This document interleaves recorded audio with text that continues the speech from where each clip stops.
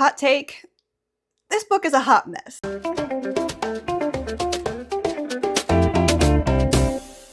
Hello fellow readers, I'm Lulu, but for the next few minutes I'll be your friendly neighborhood snark reader because I've got to warn you about Throne of Glass by Sarah J. Maas. It is ass. This review is going to be a little different than usual because instead of just telling you why this book is so terrible, I'll give you 3 ways it actually could have been fixed. Problem number 1. The super badass assassin. The story opens with Cumberbatch, or whatever her name is, being brought out of a prison camp, and we're told that she's like such an awesome, skilled girl boss assassin that she could easily kill the guards and escape and not even break a sweat. Canola, or Caligula, or... you know what, let's just call her Sarah. That seems fitting. Sarah makes this kind of claim often throughout the novel, and somehow I just don't believe her. It's kind of like when you run into one of those people that's like, I'm such an awesome drummer. Neil Peart doesn't have anything on me. I would show you, but I'm really tired from all those 500-pound deadlifts I was doing earlier. You know what would have been a million times more convincing? If the novel instead opened with Sarah in the prison camp using her deadly assassin skills to protect another prisoner who's about to be beaten or killed. I mean, they say these things happen all the time in the prison camp, so why not show it while also proving that Sarah actually is as good an assassin as she's always boasting? Then, after the aggressor is thoroughly shanked with whatever weapon Sarah has MacGyvered together, the guards pull her out, leading her to think she's about to be punished, only to discover she's being given a chance at freedom. How awesome would that have been?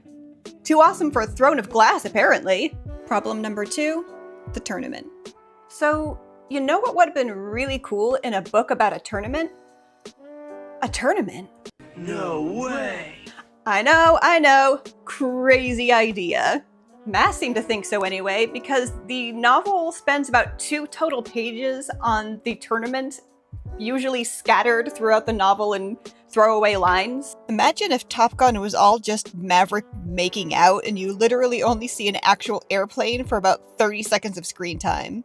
And it's way in the background of a shot of Maverick preening in a mirror, bragging about how awesome a pilot he is while women fawn all over him. It seems obvious that Maas hadn't even really clearly defined this tournament in her own mind. It was really just a backdrop for the love triangle, which, as if that trope isn't tedious enough already. The whole thing just felt inconsequential. The stakes were so low you forgot they were there. If the author had put some forethought into the tournament, she might have been tempted to include it in the book, which might have made it good. You sure about that? Probably not good, but less bad. Problem number 3, the murder mystery. Imagine if the first Harry Potter ended with, and it turns out Snape really was the bad guy, just like we thought all along. What a twist! Yes, I know that in real life, the most obvious suspect is usually the culprit. But that's not how it works in fiction. Except for Throne of Glass, obviously. I was really, truly, honestly hoping that the author could salvage this mess of a book by offering something clever and surprising here. And I guess I can only blame myself for expecting some level of quality in published fiction. The best I can do to restore my honor is offer this fix.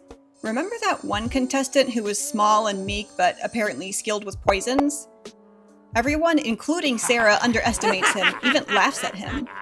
Then he's just sent home randomly at one point because he sucks, so I guess everyone was right about him.